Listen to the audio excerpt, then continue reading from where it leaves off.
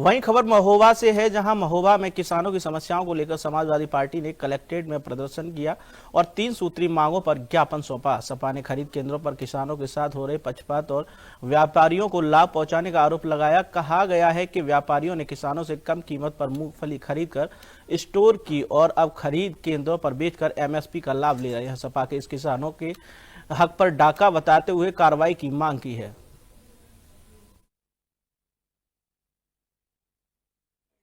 इस प्रदेश में जब से भारतीय जनता पार्टी की सरकार बनी है, लगातार किसानों का उत्पीड़न हो रहा है। आज पूरे जिले में मूंगफली की फसल का जो खसरा है, वो पुराना खसरा बना कर तैयार किया गया है। लेखपाल के लोग चक्कर लगाते हैं, परेशान हैं और इसलिए कि रजिस्ट्रेशन नहीं हो रहा।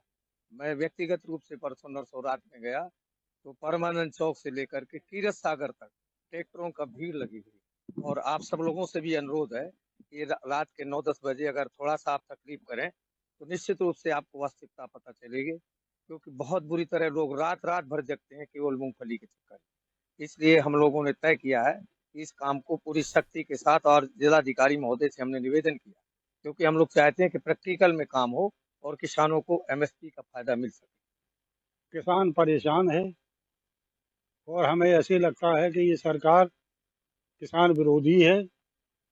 अभी मूंगफलियों की खरीद होना थी तो उसमें किसानों के रजिस्ट्रेशन नहीं हो पा रहे। एक तो बहाना लेते हैं कि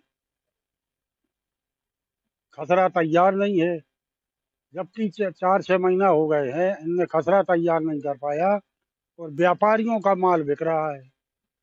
ये कैसे बिक रहा है? अभी हमने कल ही एक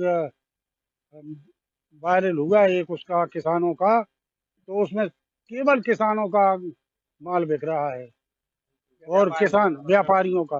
किसान परेशान है, तो हम लोग चाहते हैं कि किसानों के रजिस्ट्रेशन किए जाएं और उनका माल खरीदा जाए।